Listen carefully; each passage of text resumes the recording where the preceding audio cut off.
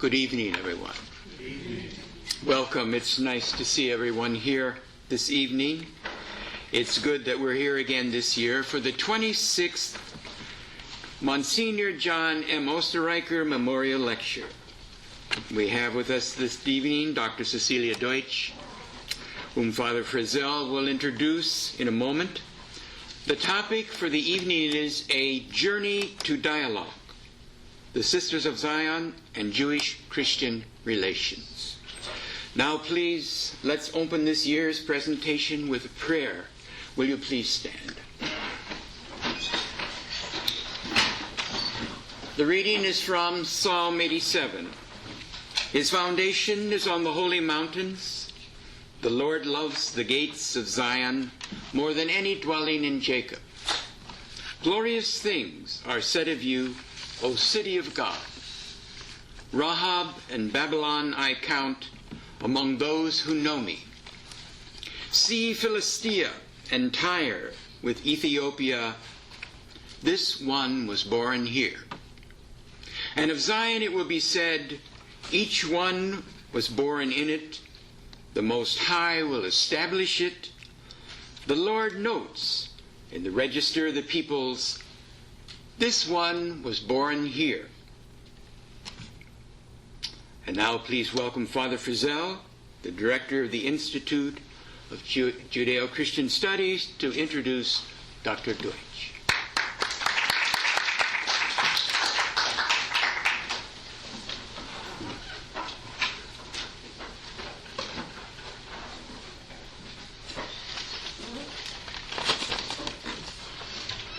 Thank you, Dr. Wolf. As we look at the history of the Church and the history of the world, there are, of course, special moments that we'd like to commemorate from our own particular angle, we might say, as an institution, as individuals. So I'm very pleased this evening to have Dr. Celia Deutsch offer the presentation, which is in memory of Monsignor John Osterreicher, who was an institution here at Seton Hall for many decades. He came here in 1953, and until his death in 1993, he was very much an active part of the priest community here at Seton Hall, and also the intellectual community, the community of people who gather and focus on matters of Catholic-Jewish relations. Now, in 1960, Cardinal Bea was assigned by Pope John XXIII, he was assigned to form a secretariat for promoting Christian unity. And the Pope wanted him also, under that assignment, to prepare a document for the Second Vatican Council, which he had announced in January 1959. The Pope wanted a document concerning the Jewish people. And so this was the foundation of the text that came out in the Second Vatican Council, called the Declaration on the Church's relation with the Jewish people. The new beginning of the Church's relation with the Jewish people was, of course, to be more than a document on the shelf after the Council. And so Cardinal Bea met with the Sisters of Sion in Rome, and he asked them to form a documentation center for Christian-Jewish relations. These sisters had a presence in all 6 continents at that time, and from each country, each area in which the sisters worked, the people were assigned to gather information about the developing relationship with the Jewish people in that area. And this information then was sent to the center in Rome, and I happened to be there at that time and got involved with the beginnings of what became the Civic Review. And later on, Rabbi Asher Finkel, my colleague here, he and I sometimes contributed to that review. Now, here we are at the time much, much later, when the work of the Second Vatican Council has matured in a number of ways, and we have a number of people who in this country have been contributing greatly to the advance in understanding, mutual understanding, we hope, between Christians and Jews, and with a focus on Catholic-Jewish relations. And so Dr. Celia Deutsch is one of those individuals who has a long-time commitment, first on the academic level, and so you have in her little biography in the program the indication of some of her publications, and her focus has been on the biblical heritage, the way in which the Jewish matrix, the Jewish background to the teaching of Jesus, the teaching of the early apostles of the church, how that teaching is rooted in the experience of the Jewish people, as well as being rooted, of course, in the biblical heritage.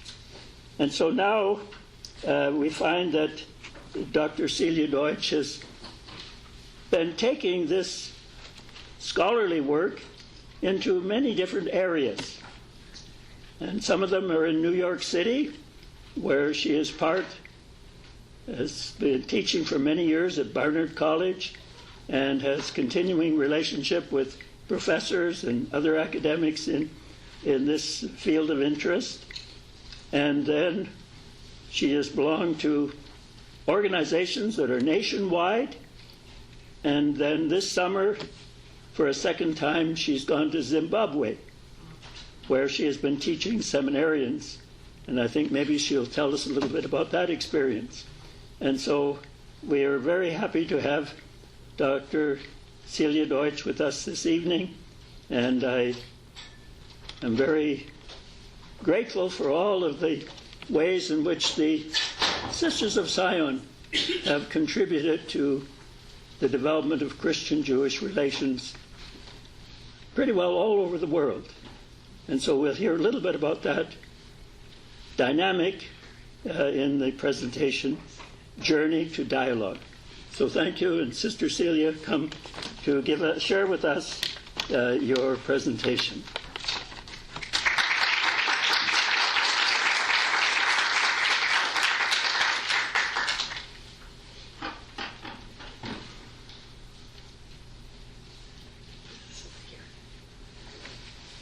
I have to move furniture.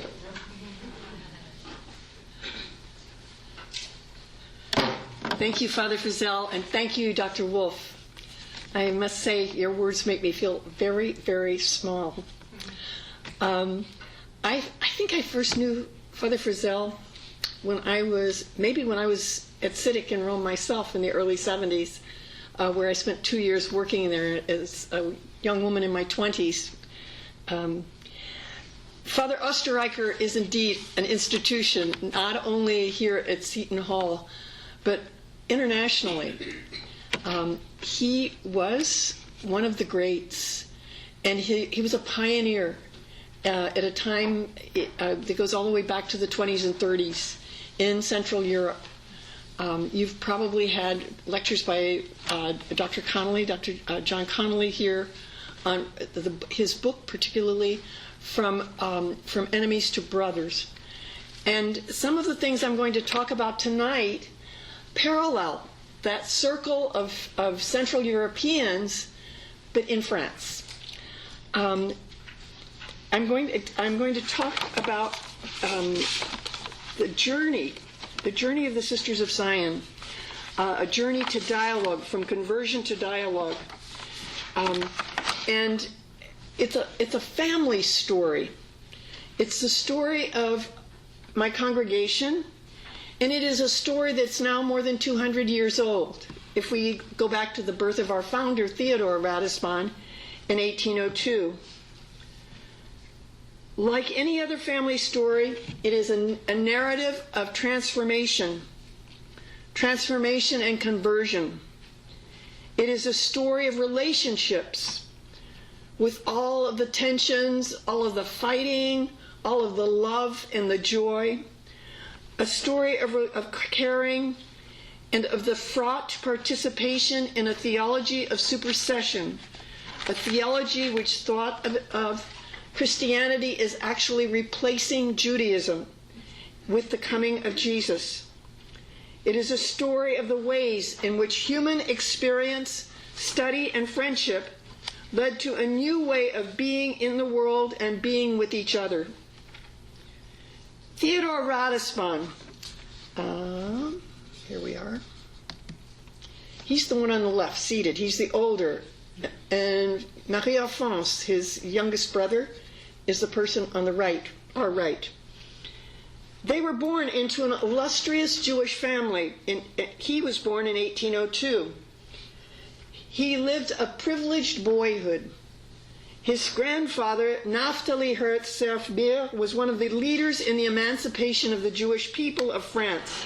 In other words, he was one of the ones who got the Jews out of the ghetto and saw them through the process of attaining citizenship in France.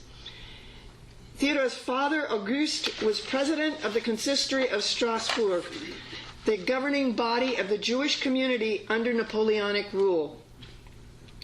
Auguste and his brother Louis gave generously of their own funds and personal labor to the guiding of a community that was poor, uneducated, and less than one generation out of the ghetto. Theodore's mother, Adelaide, who died when Theodore was 16, was a religious inspiration in an otherwise largely secularized, if passionately committed family. His was an adolescence of spiritual and emotional alienation and aimlessness. You know, you read his journals, and they sound like, like the most aching adolescent searching that you could imagine. And you can read them and you can think about your own children, your grandchildren, the students who sit in your office and pour out their hearts and who utter the same questions about their lives, about love, about the meaning of life, and is there a meaning at all? So he went through that. And then a chance encounter with a fellow student at the university in Strasbourg brought him into the circle around the philosopher Louis Bottin and the educator Louise Urman. We call her Grandmother Louise. Louise encouraged Theodore to be a good Jew, but he and others in the group eventually turned to Roman Catholicism. Despite the shock of his baptism and the strain on family relationships, Theodore soon reestablished ties with most of his family. It's a huge family, including his own father. He was ordained in 1830, shortly after his father's death. Theodore and his friends, still under the guidance of Louise and Louis Bottin, continued to serve in Strasbourg, directing the minor seminary, a secondary school for boys considering the priesthood. Louise died in 1836, and the little group relocated to the outskirts of Paris, in Juilly, where they were once again engaged in education. Theodore, however, worked as he was a disaster as a classroom teacher. He says of himself he really loved children. He loved to play with them, but he hadn't the faintest idea about disciplining them. And he wasn't much interested in learning either. So he was stationed as chaplain at a girls' orphanage, a large institution, and he served as preacher at the Church of Notre-Dame des Victoires, where he soon acquired a reputation for preaching that spread throughout France and Germany. Preaching in the 19th century in Europe was the primary form of adult education, okay? So this wasn't about 10-minute homilies. These were very long sermons that were chock full of theology. And it could be good or it could be bad. In Theodore's, I've seen some of the sermon notes. They were good. 1842 found Alphonse in Rome, making an extended tour of Italy and other countries. As a proper young man, he was making the grand tour. One day he accompanied a family friend, Théodore de Bussière, to a church, San Andrea delle Frate, where de Bussière needed to arrange the details for a friend's funeral. As he waited, Alphonse wandered around the church. He says he was noticing how ugly the church was. It is ugly. But he saw a light emanating from a side chapel, and approaching it, he experienced a vision of Mary. Alphonse was baptized within 10 days. He began immediately to urge Theodore to work for the conversion of the Jews. Theodore's customary caution, and he was a very prudent and cautious man, meant that he said, "I am waiting for the signs of providence." And very soon he received such a sign. A dying Jewish mother asked that her 2 children be cared for and raised as Christians. They stayed at the orphanage at Providence. They were joined soon by others. Theodore sent to Strasbourg for help. He asked some of the women who had been under his spiritual direction, women who were single or widowed and had no family responsibilities, to come help him. He had absolutely no idea of founding a religious order. In fact, when they first began really needling him, he said, no, absolutely not. Part of the thing was he saw the chaos that was involved in some of the new communities just being started in 19th century France, and he didn't want to be caught in the chaos. However, the women kept asking, and soon he says he recognized that as a sign of providence. And so in 1847, with the approval of Rome, they first took vows. The work was capitalized. The work continued to develop. Their labor with the children, raising them and educating them, went hand in hand with the life of prayer, including not only private contemplative prayer, but also community prayer. And the latter included what was called prayers for Israel. Israel was the term used for the Jewish people. It doesn't have a political reference at that point. Beginning already in 1847, other initiatives were taken to serve poor, working, and middle-class families through schools and social services. The sisters' efforts reached people of all religious backgrounds, Protestants, Catholics, and Jews. It was a universal outlook, however, always with an eye to the work. The term, which had extended beyond the specificity of that group of children at La Providence, to refer to everything that concerned Zion's calling to work for the salvation of Israel. And the salvation of Israel is in quotes because it comes right out of the documents of the period. And to, quote, hasten the fulfillment of the promises.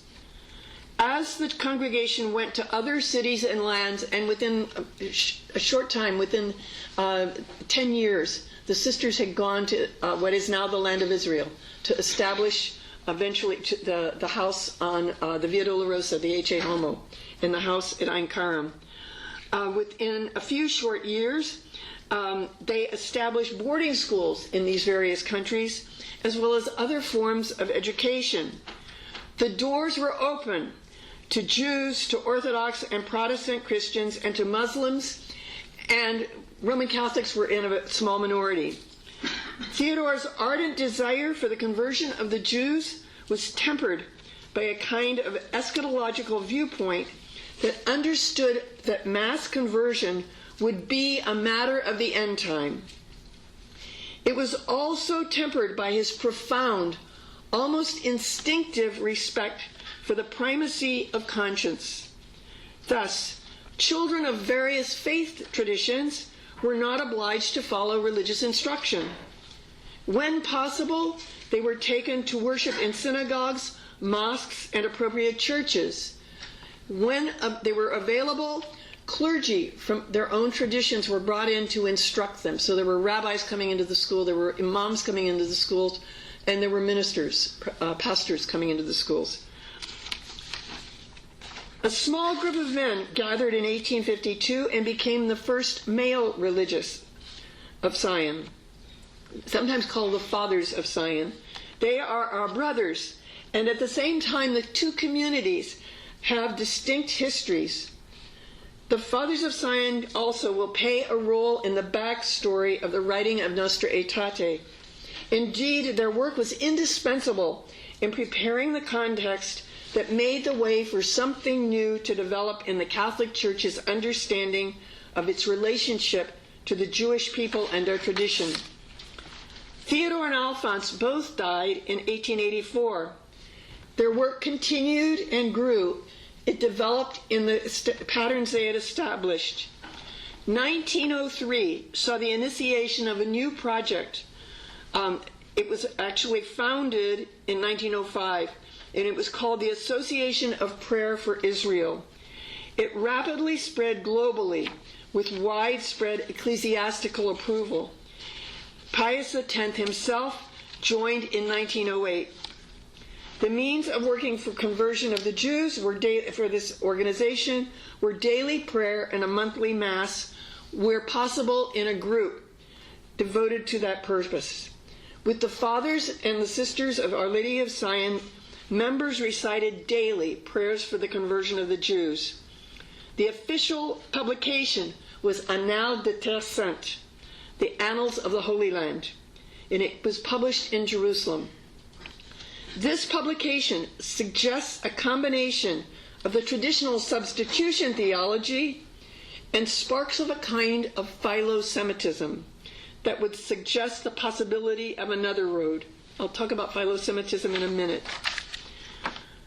This philo-Semitism of the API, of the Archconfraternity of Prayer for Israel, and other groups, especially during the 1930s, was inspired by a reading of Paul's letter to the Romans, and in a rereading of biblical history that was marked by a discovery of the Jewishness of Jesus that had begun to surface already elsewhere with the development of historiography in the last half of the 19th century.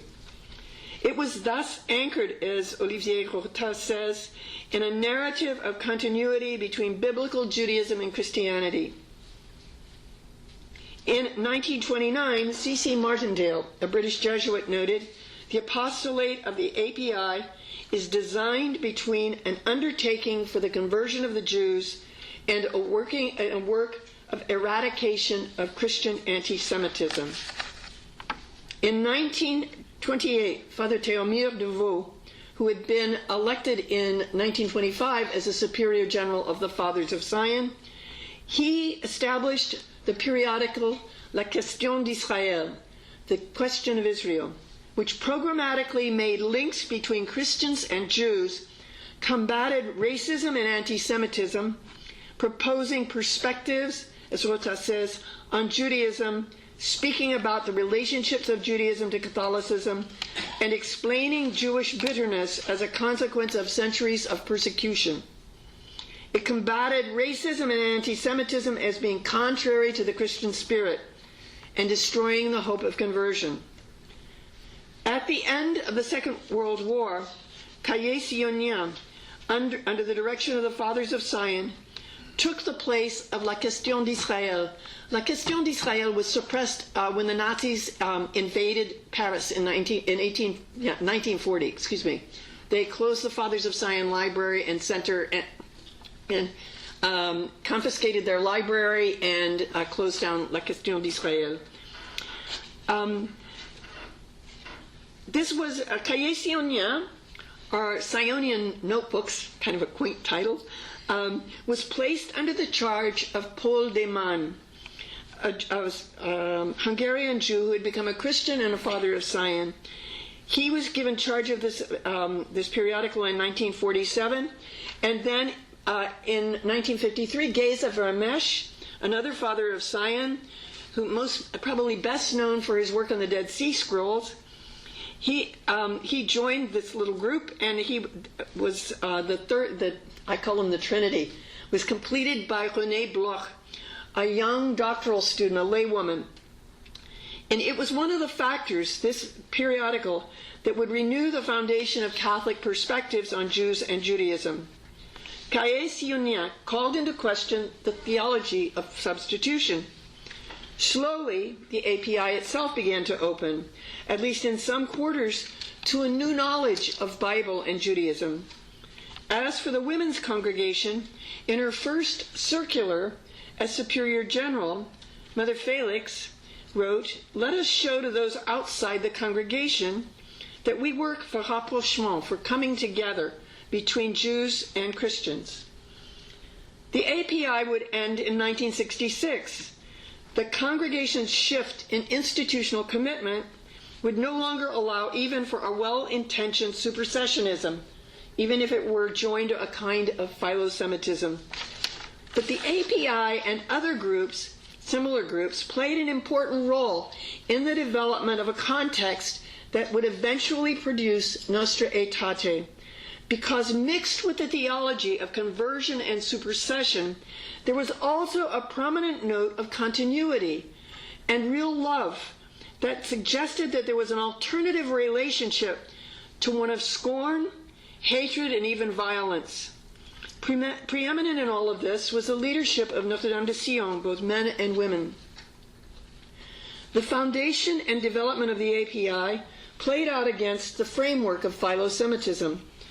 This movement or wave, which means literally love of the Jews, love of the Semites, could trace itself to the 1890s and the response to the Dreyfus affair, especially by Léon Blois, who seems to have been the first person to have systematically invoked the text of Romans 9 to 11 to respond both to the question of Jewish people's continued existence and Jewish refusal to acknowledge Jesus as Messiah on the one hand, and on the other hand to the toxic anti-Semitism unleashed in the events of 1894 to 1906. To be certain, philo-Semitism looks to the eventual conversion of the Jewish people, but it also does not admit, it is quite, the thinkers of this movement in the first part of the 20th century were quite clear that no form of anti-Semitism or discrimination was to be tolerated. And some of these people involved, some of the people involved in these conversations eschewed and prohibited a talk of the charge of deicide. In 1925, Théomir de Vaux, as I said, was elected Superior General of the Fathers of Sion. And early in his mandate, he received a group of visitors who challenged him on the subject of the quote-unquote the specific apostolate for Israel. The group included Stanislas Fumet, René Schwab, Oscar de Ferenczi, Joseph Bonsuivant, Francesca van Leer, Father Anton van Asseldonk, and Jacques Maritain. They wanted to develop a Christian response to the Jewish question.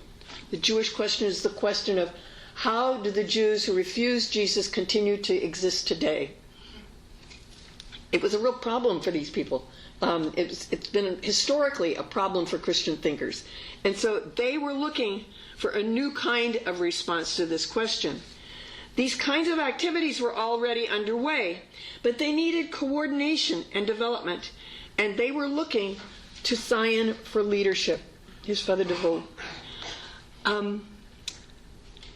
So Father de Vaux took charge of these people and sort of coordinated everybody. And there were lots of circles going on in France. And people, it was a very sort of, it was almost like a series of salons in the French tradition. And people would go from one home to the other, and they would meet and talk and have other kinds of gatherings, as I'll say in a minute. The Fathers of Sion served in this role of leadership most visibly through the 1920s and 30s. The rule of cloister limited the activities of the sisters outside institutional contexts.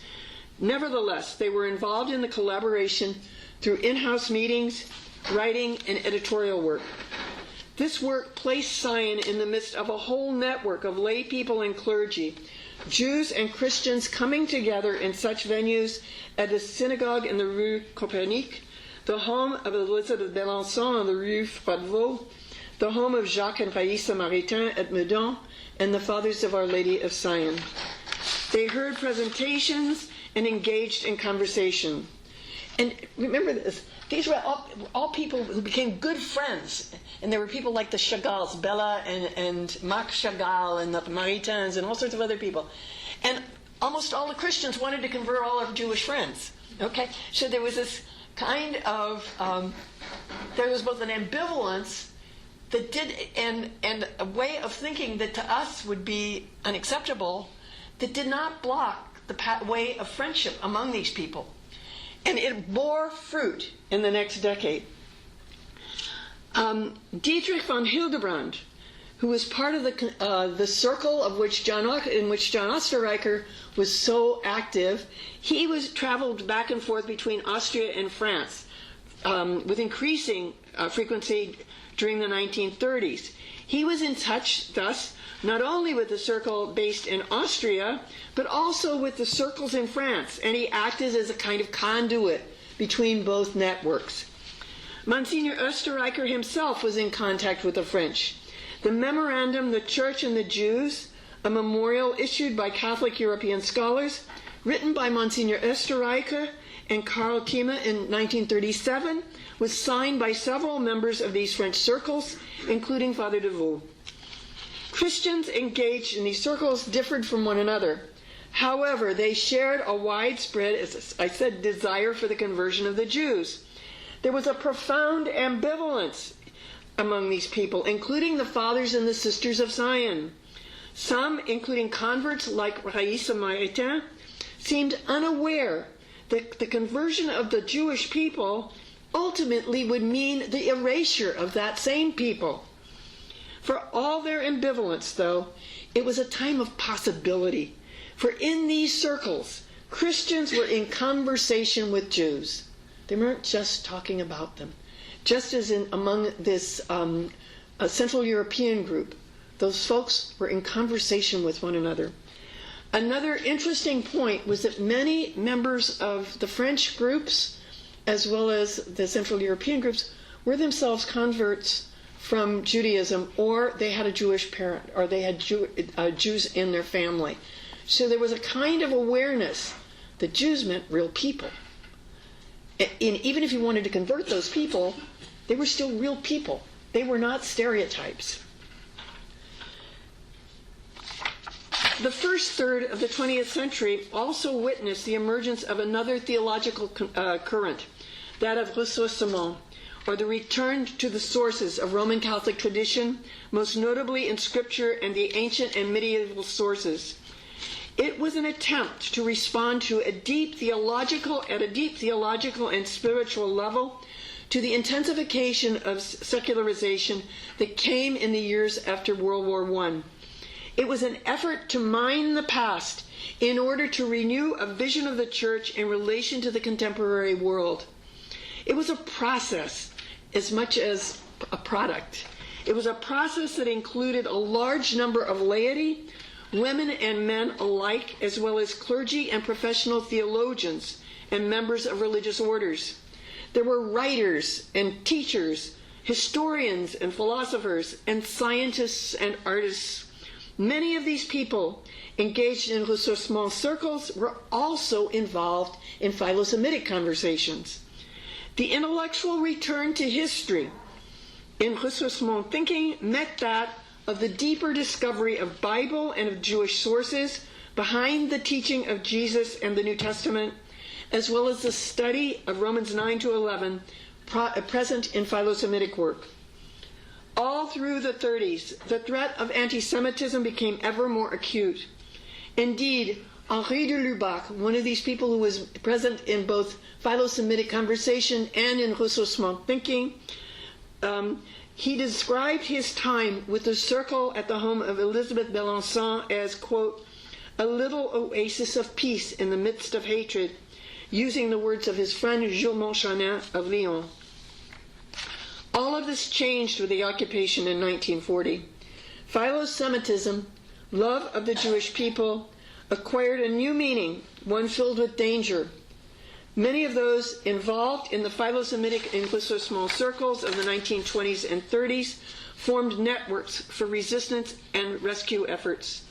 In Paris, as soon as the Nazis closed down the Fathers of Sion Center and took away their library and forced really the suspending of Question d'Israël, as soon as their presence meant that these circles could no longer really meet overtly, Father DeVoe went into rescue mode, and he organized a network that saved approximately 1,000 people.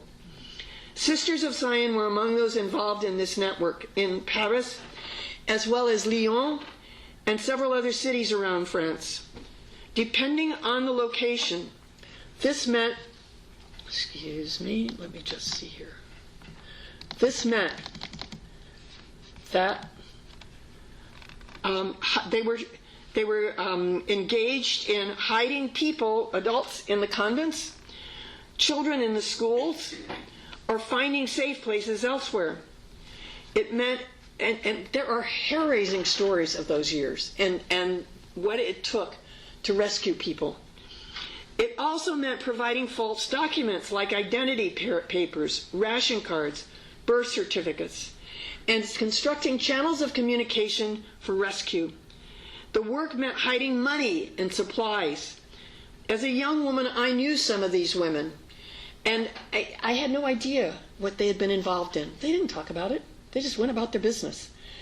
And one day, I said something to one of the other sisters. I was living in Rome, and I said, I understand some of the sisters who are still alive were engaged in rescuing Jews. She said, oh yeah, Maria over there. Hey Maria, come over here. And so Maria comes over. We're in the dining room, and she's got a cup of coffee in her hand. And Christian says to her, Maria, tell Celia what you did in the war and how you rescued Jews. And she choked up, and she said it was horrible. We had to take these babies in the middle of the night so that nobody would see us, and we had to hide them. And everybody was crying, and then she just walked off. She couldn't talk. Other women in the same house had been involved in just works of real bravery year after year. How did they do it? I wondered then, and I still wonder today. I'm basically not known for my courage. Year after grinding year, enduring the shortages that wartime brings, but above all, the constant threat of discovery, not only of themselves, but of other people, putting themselves, the communities, and the people they were hiding all at risk. Sister Josephine, one of the people in Grenoble, and she is this person right here. She's the person over here on the right. She said, she quoted the words of a Dominican, Father Raymond Leopold Buchberger, who said, in the resistance, courage consisted in remaining in a state of daydream, which allowed us not only to do dangerous things, but also not to know very well what we were doing. A state of daydream. This is how I think the women I knew, and many, many more that I never met, sustained months and years of risk, danger, and fear in the effort to hide Jews and others endangered by the occupation of France. Paris, Lyon, Grenoble, Marseille, Biarritz, Le Mans, Saint-Omer, and Gérardmer. Houses large and small, from the northern coast to the Swiss border to the southern port of Marseille. All of these people were involved in one way or the other. In the decades to come, Father DeVoe and 7 of these sisters would be named righteous Gentiles by Yad Vashem. These were the sisters who were honored, but many, many more worked by their sides, daily risking their lives. Both Sister Josephine and the sister in the middle, Magda, were both named righteous Gentiles. Sister Theodore, the tall woman, she was as involved as they were, but she wasn't honored. There were lots of people who were not honored. That always happens, right? After the war, the Sisters of Sion in France, as elsewhere, continued their work in schools and parishes with parents and with members of the API. The congregation's evolution from conversion to dialogue was slow, as it was for the rest of the church. The ambivalence that was part of ressourcement and philosemitism would fade slowly. At the same time, both of these currents of thought had given the Sisters of Sion the tools for their transformation: a focus on Romans 9 to 11, the experience of friendships with Jews, the exposure to biblical, Jewish, and theological studies. And behind all of this intellectual and spiritual richness loomed the experience of the Shoah and its bitter reality in the lives of many of the sisters. The relationships forged through the sisters' work during the war also served as a basis for post-war transformation. The journey from loving the Jews to witnessing genocide and risking their lives to hide people brought many of the sisters to a new level of understanding their vocation. The impact of the Shoah had been personal, part of the daily lives of many, if not most, of the sisters living in France and Nazi-occupied Europe. The true face of anti-Semitism was brutally apparent. Beyond the work of rescuing and hiding Jews, several sisters, friends, and students were deported. One sister, Sister Gila, died at Auschwitz. In the words of Sister Marie Dominique, she is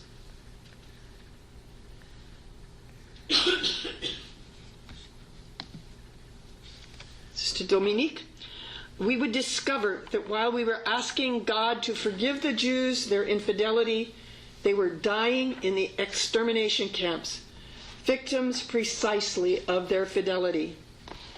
The leadership of the congregation pushed the sisters to further biblical, theological, and historical studies. All of this reflected the directions of ressourcement. In other words, we were part of a whole bigger world. The focus not only on Judaism and Hebrew, however, but on the Bible itself was unusual in Catholic contexts, where the study of Scripture was not commonly considered essential for pre-Vatican II Catholics. The official documents of the congregation through the 1950s indicate an awareness not only of the fact of the new state of Israel, but of its deep meaning for the Jewish people. One document calls it liberation.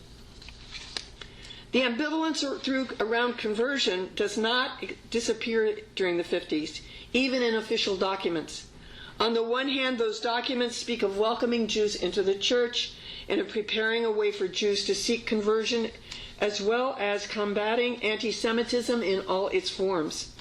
On the other hand, the documents, as well as the facts, the study of Judaism, Bible, the awareness of the importance of the state of Israel, the growing focus on relationships, respect, and reconciliation, all of these suggest that Sisters of Sion were beginning to understand Jews on Jews' own terms, not in the light of possible conversion.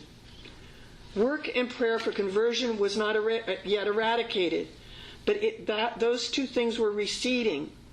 More and more, the central leadership of the congregation asked that in every house, usually large convents, spaces be set aside to welcome people, both groups and individuals, set aside for libraries and for conference rooms. This would correspond to many of the API centers already functioning with their meeting spaces, libraries, and place for conversation. But other communities began opening these spaces. In 1955, the General Administration organized a conference inviting delegates from all geographical regions of the congregation with the theme, an information session on various aspects of the mystery of Israel. The leadership intended to reorient the entire congregation through reorganization of its work and study. In October of 1955, the leadership opened a study center for research and encounter in Paris, and similar centers opened across the globe: London, Montreal, San Jose, Sao Paulo, Brussels. In 1957, a house was established in Paris for young sisters from around the congregation to do Hebrew and Jewish studies. Sisters trained there were to disseminate new ways of thinking to the whole congregation. The sisters' thinking continued to develop all the way through the 50s, as reflected in their in-house or in-congregational periodical, Israel et nous, Israel and Us. to animate the work of the various centers and facilitate the formation of the whole congregation in Bible and Jewish studies. Mother Felix organized further training for sisters. Some would follow the programs of the Paris Center without getting further degrees. Others would pursue doctoral programs in areas related to theology like Bible and Jewish history. However, things were not moving quickly enough.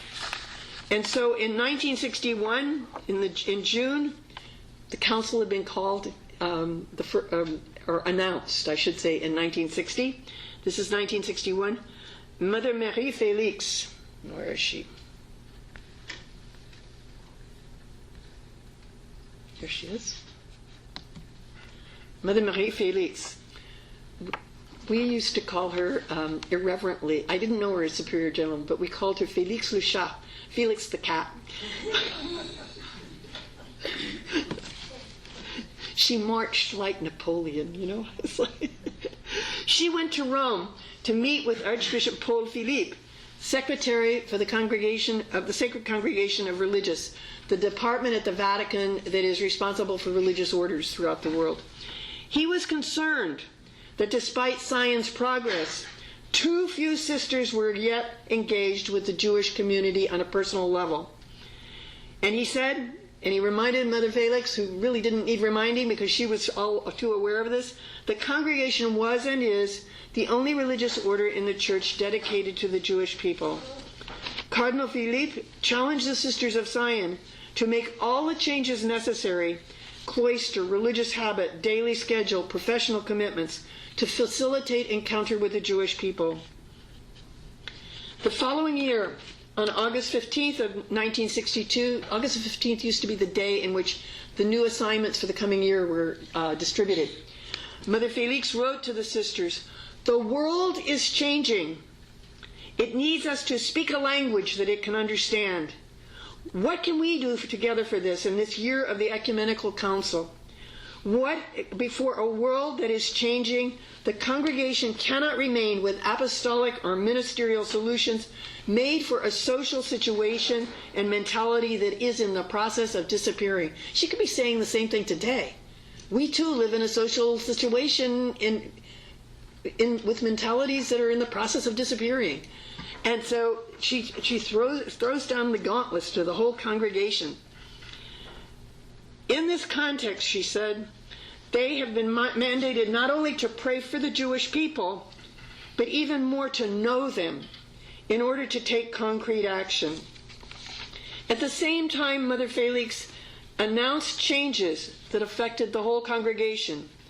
Efforts to educate increasing numbers of sisters in scripture, theology, and Jewish studies, and to reinforce personnel in the study centers and also in the communities in Israel. In order to do this, she announced the closure of 3 communities with large and flourishing schools, 2 in France and 1 in Brazil. This was a decision that affected literally thousands of people. Each of those schools had around 1,000 students. So the students were affected, their families were affected, the lay teachers, the sisters. All of these people were affected by these decisions. At this point, Mother Marie Félix is no longer referring in any way to the conversion of the Jews, but to rapprochement, to coming together. This radical shift was taking place even as the Council Fathers were either preparing for the Council or beginning its actual work. Cardinal Bea had already begun work with a newly established Secretariat for Promoting Christian Unity, which would include the subcommission that Father Frizzell talked about. He talked about both the Secretariat and the subcommission. By early 1961, Monsignor Österreicher had already begun working with his colleagues on the commission, Abbot Leo Rudloff, Father Gregory Baum, and Father George Tavard, drafting proposals to be included in an eventual document on the Jewish people. Thus, the Sisters of Sion became directly involved with the council text, but they only became involved in the spring of 1962. In the spring of 1963, because in that 62 session, that opening session, The question of the church and the Jewish people had been taken off the agenda. It was hugely controversial, and so it was just kind of wiped aside. But it comes back. The congregation's leadership foresaw further problems, and they decided that the sisters needed to become systematically involved. They would need to work with the bishops in the countries where the congregation was present. In France, Sister Bénédicte Salmon, known as Benny, she was sometimes accompanied by Sister Magda Manipu. This is Magda when she's much older. The two of them began a series of visits with French bishops and theologians, most of whom were already known to the Sisters of Sion. On September 23rd, at Cardinal Veuillot's suggestion, Sister Benedict met in Strasbourg with Father Yves Congar, the great Dominican specialist in ecclesiology, or the study of the church. When she returned to Paris, Benedict enlisted the aid of Father Kurt Ruby, the professor of Bible and Jewish studies at the Institut Catholique in Paris, and Pastor Georges Richard Moulard, a Reformed Church journalist and theologian. Together, this team of three drafted 4 propositions. The team then sent the text to the French bishops and theologians they had visited, as well as to several other bishops and theologians serving at the council as periti. Pastor Richard Moulard contacted several Protestant theologians attending the council. All gave positive responses. The text Bea brought to the floor on November 8, entitled On the Attitude to Non-Christians, especially towards the Jews, meant to form the 4th part of the schema on ecumenism, bears some resemblance to the text submitted by Benedict, Ruby, and Richard Moulard, though it is not clear whether there's a direct relationship between the two. This was a collaborative work. It wasn't a question of one brilliant sister or one brilliant priest of Sion working in their corner. This was people. This was networks of people who had known one another sometimes for decades. Henri de Lubac had known us since the 30s, and we him. We had worked together not only in these philo-Semitic and ressourcement circles, but in the work of rescue, and continued. So people were connected. By the time the council came along and work was needed to be done, people didn't have to waste time getting to know one another. They knew one another and they could go right to work, and they did.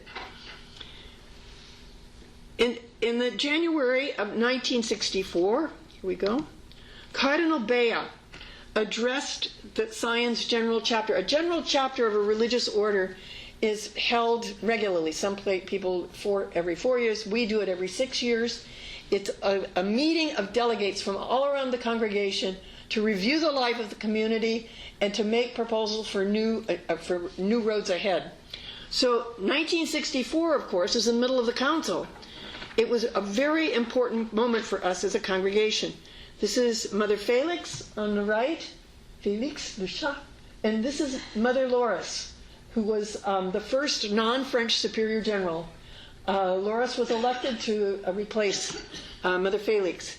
And they were meeting, all of them with the delegates, with Cardinal Bea. He assured the sisters that the steps being taken by the congregation's leadership were indeed in keeping with new directions in the broader church, particularly in turning from conversion to dialogue as a way of relating to the Jews. It's sometimes hard today, more than 50 years later, to remember this was a step that was radical in the church's understanding of our own identity.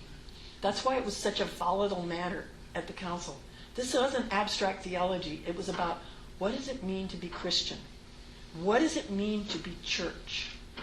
And what about these other people? What about these people who were supposed to believe in Jesus and didn't, but they're still around? And so this even among the sisters, some sisters had a difficult time with this because they'd lived all their lives praying for the conversion of the Jews. So Mother Felix was a brilliant leader, and she invited Bea and told him, I want you to tell the sisters that it is okay, that this is the church's direction. And so we did. I don't think even Cardinal Bea would have, how shall we say, demurred in the face of Mother Felix. So, at any rate, it was, and then he came back again a year later to talk to the regional superiors of the congregation, enforcing pretty much the same words. Let's see. In January, as I said, Mother Loris had been elected Superior General. She, as well as many other people, feared that the document on the Jewish people would be lost because things were heating up again. On August the 4th, 1964, Sister Marie Dominique Gros, whom you've already seen, but here she is again. She was a general counselor at this time, and she wrote in Loris's name, because Sister Loris was on the road. Loris telegraphed back and said, write in my name, and write to the sisters in all of the centers. So she addressed the sisters working in the congregation centers for Jewish-Christian relations, asking them to ascertain which of the bishops would be most open to promoting approval of a text, now a section in the document on the Church's relations with non-Christian religions. Dominique cautioned the sisters to avoid polemic, given the volatile climate at the Council, in relation to the question of the Church's relationship to the Jewish people.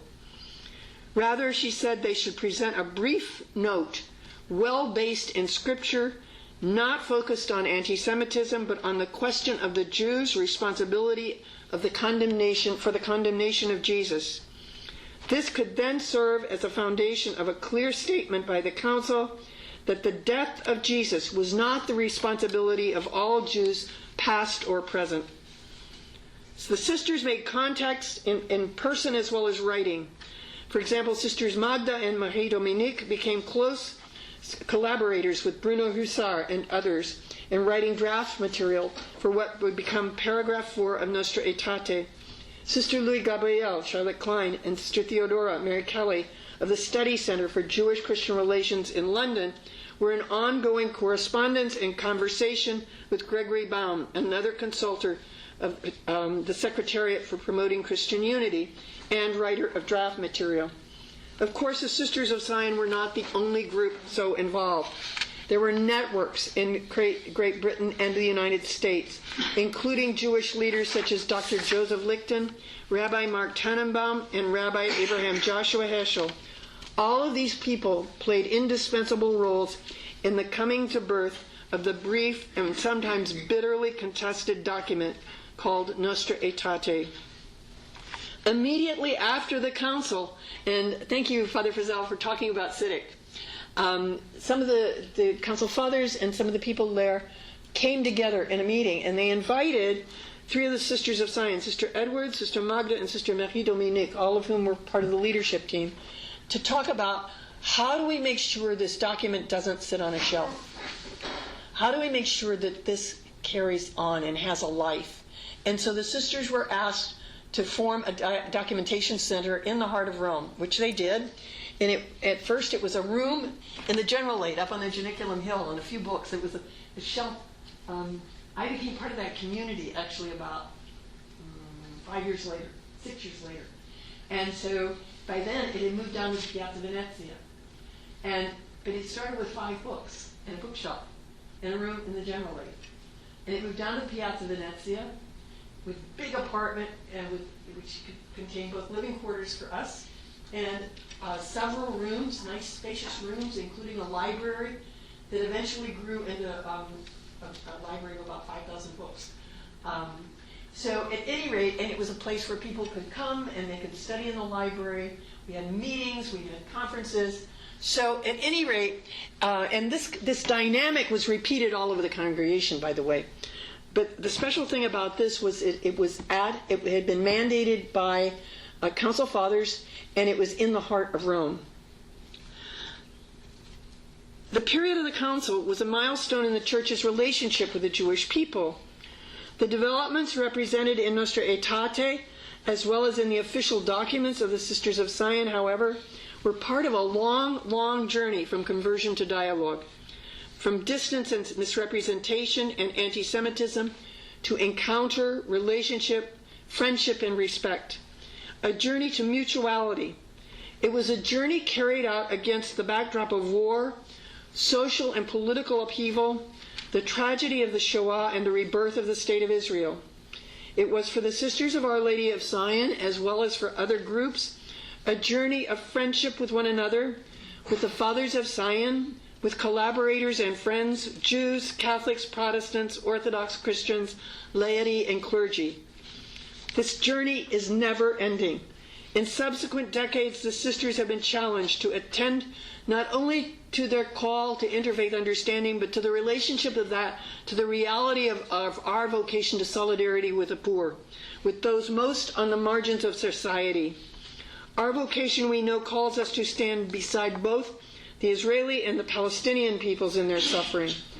In a world filled with hatred, this vocation, as the 2010 chapter documents say, calls us to be women of dialogue in the Jewish-Christian relationship while reading Nostra Aetate in its entirety and entering more intentionally into relationship with people of other faiths, especially Muslims, in the quest for justice and in the care of the earth. More than 50 years have passed since the promulgation of Nostra Aetate. Sisters continue to work in conversation with Jewish partners.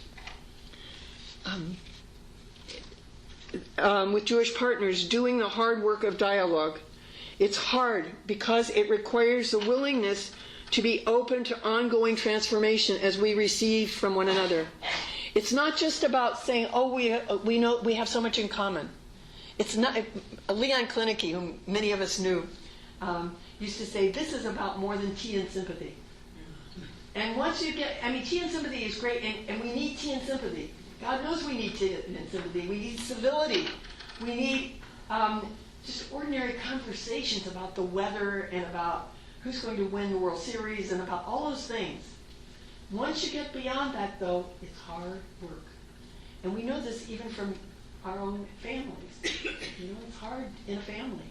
It's hard in a religious community to really enter into dialogue, because it means that I have to be willing to be changed. And and the other person has to be willing to be changed. And that's not easy. So it's hard, and it's an ongoing process. It doesn't stop. But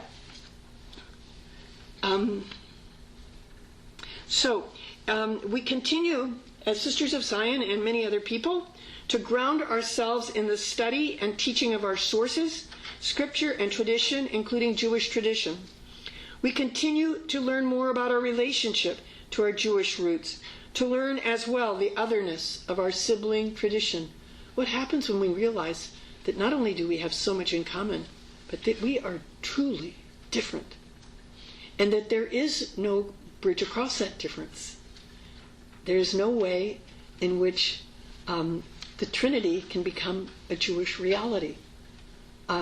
There is no way in which the incarnation, and yes, I know that there are certainly roots for all of these beliefs in early Judaism, but these are the deepest parts of ourselves as believers.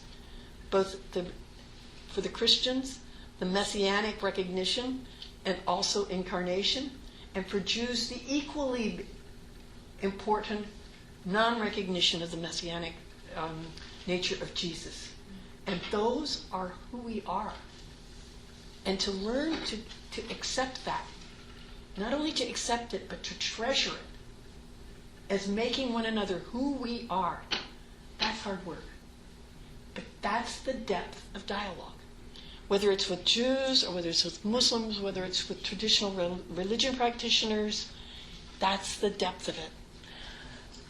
So, we try our best to share the Jewish roots of Christianity with our Christian brothers and sisters, and we work with them. We work with our Christian brothers and sisters, and we work with our Jewish brothers and sisters, and whoever else is around, learning to live in the wide open spaces of otherness. We are together in new and exciting ways in the work for justice and the care of creation. We literally march together. The topics addressed in Sion study centers and in collaborative projects include women's and gender issues, immigration, care of the planet, and other questions that weren't thought of when the Council Fathers rolled out Nostra Aetate, and when the sisters were scurrying around giving the bits of draft the Council Fathers into theologians. One of the biggest changes in the 50 years since Nostra Aetate is demographic. When Nostra Aetate was promulgated in 1965, most of the world's Christians and Jews lived in the global north. There were many places where it was easy for Christians and Jews to meet one another, although not everywhere, even in this country. But there were places. Today, most of the world's Christians, most Roman Catholics, live in the global south, and most Jews still live in the global north. There are some exceptions to that last bit.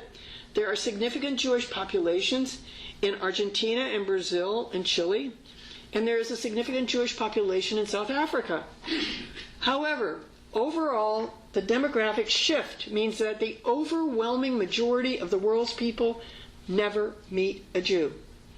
And in many instances, official church teaching of the past 50 years simply has not made an impact in ways that Christians think about Jews, including theologians think about Jews. To demographic shift and the resulting lack of possibilities for Christians to meet Jews, to encounter the Jewish other in a spirit of dialogue, friendship, and solidarity, presents a daunting challenge to those of us engaged in Jewish-Christian dialogue, including the Sisters of Sion. In response to this new and challenging reality, and in response to invitations on the part of church leaders in Kenya, Congo, Zimbabwe, Malta, Mexico, and the Amazonas in Brazil, we have begun to think about itinerant ministries, taking our charisms to places where we have never been and do not at present have a community. For example, the Sisters and the Brothers of Sion go twice a year to the Amazonas. Oopsie-doosey. I'm new at this PowerPoint stuff. Okay. And there they teach at the Institute for Theology and Pastoral Theology, a theological training center that welcomes people, lay people, seminarians, clergy, sisters from 9 dioceses in the Amazon region, including many indigenous people. For the past 12 years, sisters and associate members of the congregation have gone regularly to Kananga, in the Democratic Republic of Congo. This year's themes included a midrash on the 10 words, the Lord's Prayer, a Jewish prayer at the heart of Christian life, and our one God, Creator and Redeemer.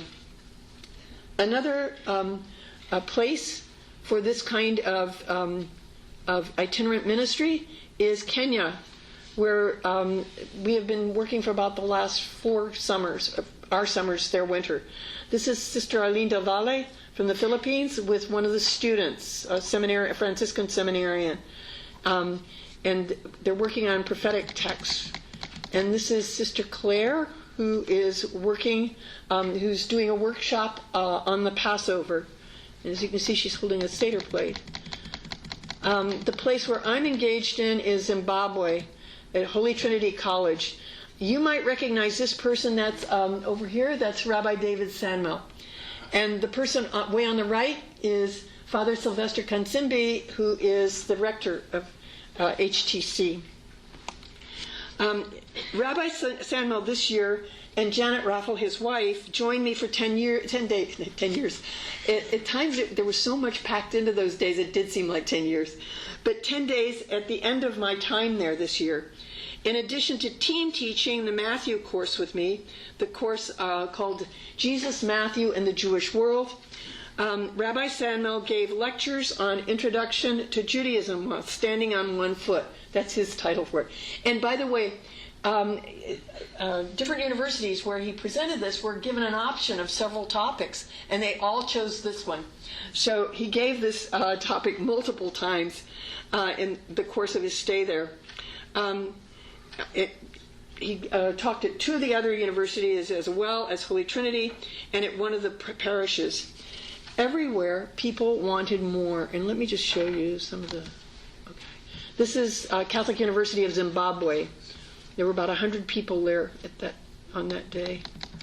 And this, I'll go to that in a minute. Nope. This is the Matthew class. And here's Rabbi Sandmel, and here's Janet, and here's myself, and here are the seminarians. They were advanced level seminarians. Many people, including the seminarians, think of Judaism through the lens of age-old stereotypes. They have never met Jews. In fact, Father Kansimbi, the rector, told me 2 years ago, and then he repeated this story to Rabbi Samuel and to Janet. He said, you know, when the Sisters of Sion first came here and they gave their opening talks, he said, I was shocked. He said, was 2013. He said, I always thought the Jews were my enemies because they killed Jesus. I had never met a Jew. I had never stepped foot in the synagogue. But he said, through you people, I've learned something different. And I'm going to say the rest of it. I'm going to save the rest of it for a minute because it is one of the most inspiring things that I've ever heard coming from Father Kansimbi. At any rate, so the purpose of the team teaching was twofold. It allowed for, and we intended it to provide a greater pool of learning. Rabbi Sandmel has a doctorate in the same things I do, in early Christianity and early Judaism, besides his rabbinical school training. So we really taught as a conversation. We carried on our classes as a conversation between ourselves and then with the students. We also hoped that it would provide a kind of modeling of dialogue so that students could see what it looks like when a Jew and a Christian look at a text together. When a Jew and a Christian, who are obviously friends, and Rabbi Samuel and I have known one another for years, come together around a text that we Christians consider sacred. The feedback from the students and the colleagues suggests that this did actually happen. In the process, in the Matthew class, we were able to look at fraught passages, such as the woes against the scribes and the Pharisees. And when it came time for the woe about lengthening the fringes and broadening the phylacteries, Rabbi Samuel brought out his talit and his tzitzit and his phylacteries, and he demonstrated what it looked like. And then he passed them around. And the students, instead of holding them reverently like this, put them on. And Rabbi Samuel said, it's the first time in my life, he said, I've done this in countless Christian settings. It's the first time that people actually put them on. And it was a wonderful moment. And the students loved it, and they wanted more. They couldn't get enough. At any rate, we were also able to look at things like Matthew 27, the blood curse. His blood be upon us and upon our children. And the history of those texts. And we were able to talk about the Shoah in a way that makes sense in the African context. I don't know, for lots of people in the global south, it's like, the Shoah, that's a European problem. It was done up there to people in Europe by Europeans. And you know, they're right. They are right. It is in a way. But it's also a Christian problem. And so we were able to look at that and to look at the realities, not of African genocide, but I talked about slavery in this country and about the genocide against the Native Americans. And I talked to them about, because I said, you know, you might be asking yourselves, what does this have to do with us? But what it has to do is what happens when we demonize people who are different from ourselves. How do we look at people who are different from ourselves? And the same thing that happened to the Jewish people has happened to other people. It hasn't been based on 2,000 years of religious misinterpretation, but it happens. So it was a really privileged moment for me, and I think also for all of us. We visited as well the leaders of the very small Sephardic and Ashkenazic communities in Harare, and we spent Shabbat with the Lemba people. The Lemba are an indigenous Jewish group in Zimbabwe, Mozambique, and South Africa. Some of them are connected to the global Jewish community, mainly through the Masorti movement or the conservative movement. Some of them are not. This group in Harare celebrates Shabbat using the service of the conservative movement. They use the Siddur of the conservative movement. There's a difference. The music, there's a wonderful composer in the community, and he has set a lot of the traditional hymns to Lemba style music. And it's beautiful. It's just beautiful. So this is another special moment, and Father Kansimbi went with us. So the community gave us a very warm welcome, as they did when I first visited them 2 years ago, and we enjoyed the service and the Devar Torah given by Modric Myra Sarah, the leader of the community. We also enjoyed the lunch. Bible and a model for dialogue. In 2017, in the spring of 2017, Father John Polakowski said in an article published in the Studies in Christian-Jewish Relations that what those of us experienced in Jewish-Christian relations might bring to conversation in the Global South is a more adequate study of the New Testament and a model for people needing to become more dialogical in their approach, not only to Islam, but their own traditional religions. And people in Zimbabwe talked to me spontaneously about this. The previous dean said to me, his name is Theophil Makuni, and he said to me, Celia, he said, what you people can show us is how to be with another tradition in a dialogical way. And he said, for us, it's not so much the Jewish people, because there's so few Jews here. They don't think of the Lemba as being Jews.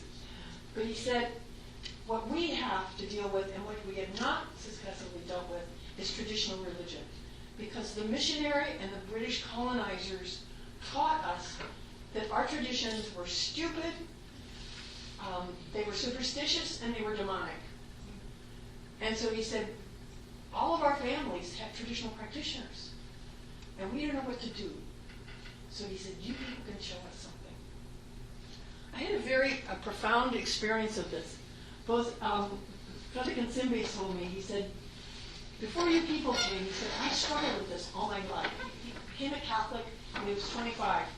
And he is the son of the chief of his village.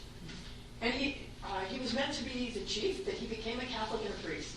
So his nephew is, the chiefdom is hereditary in his particular community, his ethnic group. But when he goes back, his nephew takes the lion skin and puts it on Sylvester's shoulders. And he is the chief while he's home. And he makes all the decisions, and he does all the mediation, and he does all the things that a chief does in his village. And I said to him, because in his particular culture, the chief is the primary spirit medium. And I said to him, Sylvester, are you chief? When you go home, are you primary spirit medium? And he said, yeah.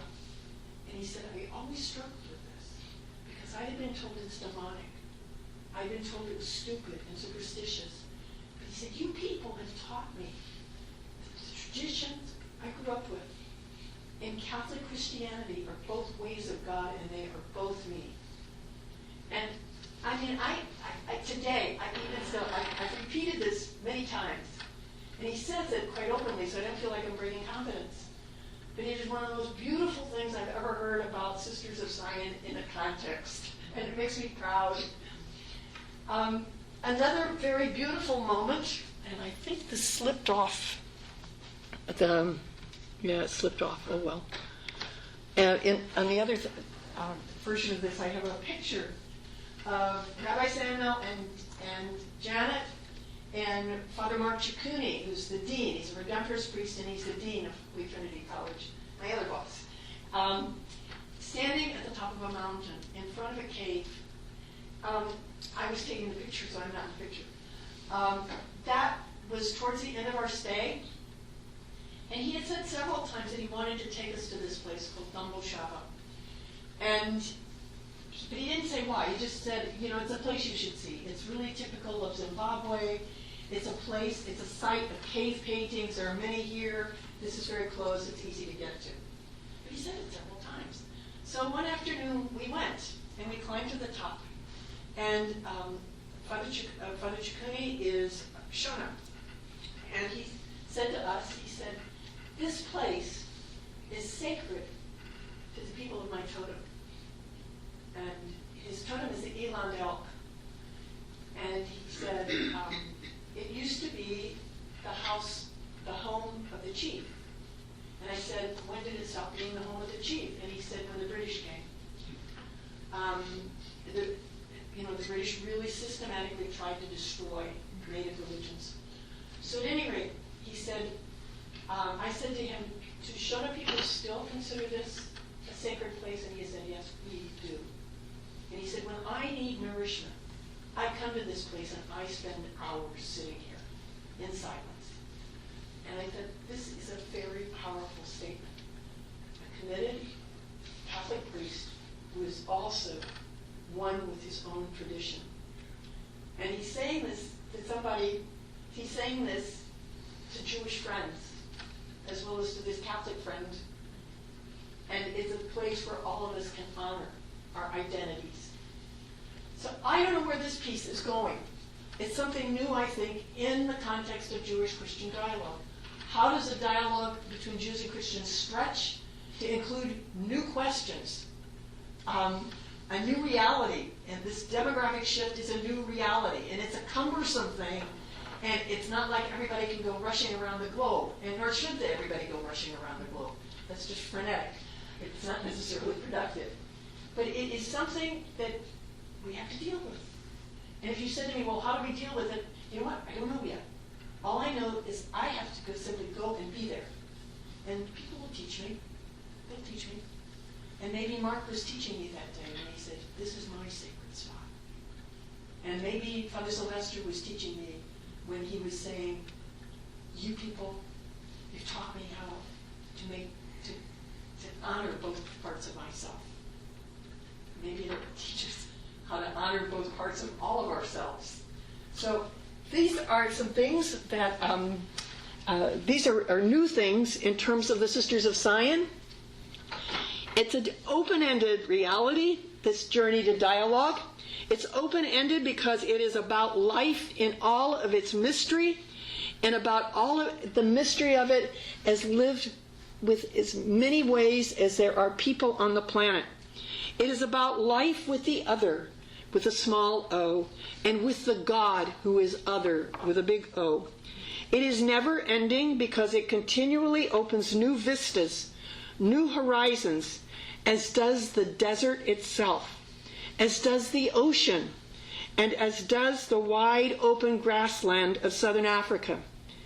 The challenge is never to stop, never to be content with the resting place. It is to go forth yet again to new encounter. Thank you very much.